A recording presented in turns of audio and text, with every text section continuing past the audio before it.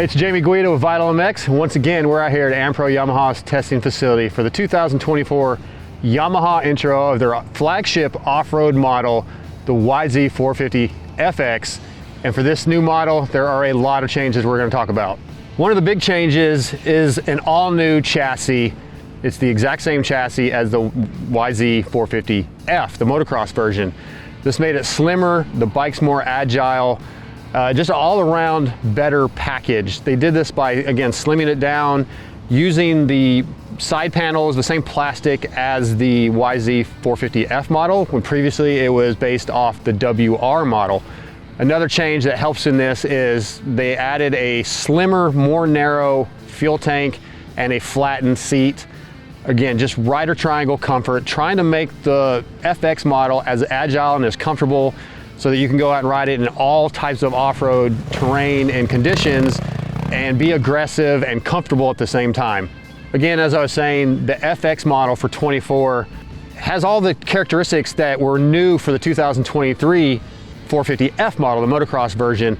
All those positives that they changed on the motocross version carry over into the FX version, including a new engine package redesigned for more controlled and better power through all RPM ranges, resulting in a more pleasurable, enjoyable, comfortable ride off-road. I've been riding the 450F for a few months now, so I was really excited to see how this bike compared, and I was actually very surprised how well it works off-road.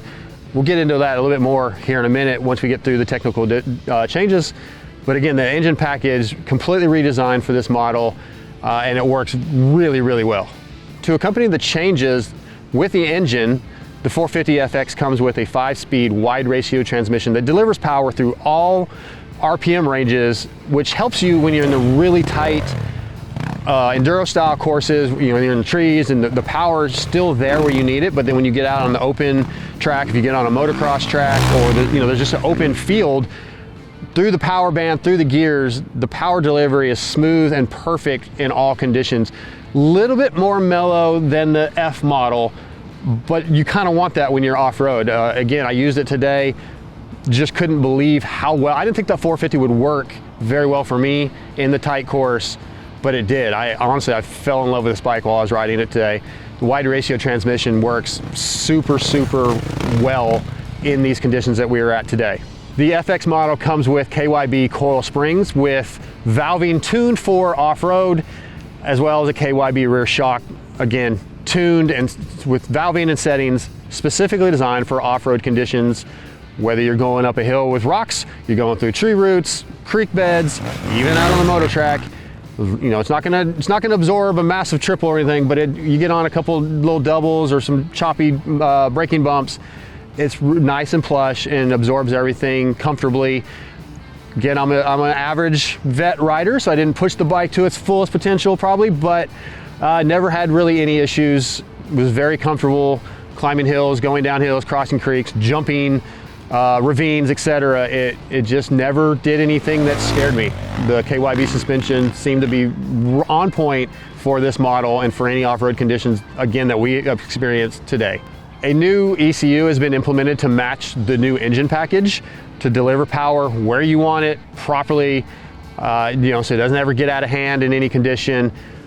Just as I've said, it matched the engine, very comfortable, not too snappy, very smooth, usable power delivery on this model.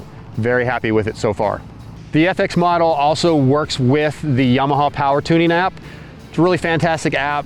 Goes to your phone, Bluetooth to the bike. It's free, and you can check your maintenance records, hours of operation. It has a real-time dashboard that shows you RPM, speed, throttle response. There are notes within this app if you have questions, you're kind of curious about suspension setup or other maintenance schedule things. A lot of things within this app that really help with performance. You can set traction control, launch control, adjustable maps. The bike comes with 2 maps stock. It has a switch that you can change on the fly between those maps, but you can also download maps, add them. You can adjust them it has a slider where you can adjust your settings. You can get even more technical. There's some ways to get deeper into the app if you want to try to change it yourself. And there's no way to do damage to the bike. It will not allow you to do anything to the bike that will hurt it. So you can try all kinds of things and get the bike set perfectly how you want. Very, very beneficial to almost any level of rider. Mellow it down. We did that today. The guys added a more mellow map than what comes on it, added some traction control, let me go back out and try it in some really muddy conditions, and it was actually very impressive. I definitely felt the difference. I liked it mellowed out in the really tight stuff. So just a lot of things you can do with the Yamaha tuning app, and another addition that should make you really interested in buying one of these Yamaha model bikes.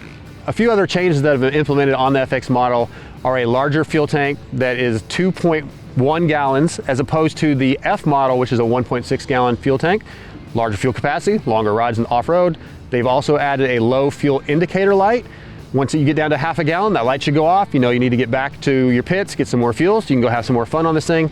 It also has an O-ring chain, 18-inch rear wheel, and a side kickstand. So if you're out in the woods and you just want to take a break, maybe jump in a creek, you got a kickstand, you don't have to lean it against a tree. All beneficial additions to the off-road model. Really, really enjoyed those on this ride today. So out here at the Ampro Yamaha testing facility, they have a moto style track it's off-road with moto, and then they have a tight GNCC style enduro course. I thought the 450FX was going to be way too much for me in the tight track. I thought it might get away from me, but it did not. With the stock mellow map, I'm gonna call it mellow map, or the mellower map that we added later, the bike just pulled it, whether it was a really steep hill through ruts or going on flat, wide open stuff. The bike never was aggressive, and I don't like aggressive because I'm just not that talented. So the bike was very surprising to me. I just thought it'd be way too much horsepower, but it wasn't. With the 5-speed transmission and the new ECU, the power was always right where I wanted it, and when I needed it, it was there instantly. Didn't have to use a lot of clutch. You just snapped the throttle, rode it in third most of the time. Very, very impressed with that. Dry conditions, slick conditions, it handled really well. I could weave in and out of trees. We went on a long ride with Ryan Villapoto and Damon Bradshaw and Randy Hawkins, and we were cutting up in the trees, jumping off into these ravines, and the bike just did what I wanted it to do. I never felt out of control, other than clipping a tree one time, but we won't talk about that. But just honestly, today was one of the most fun experiences I've ever had on a motorcycle.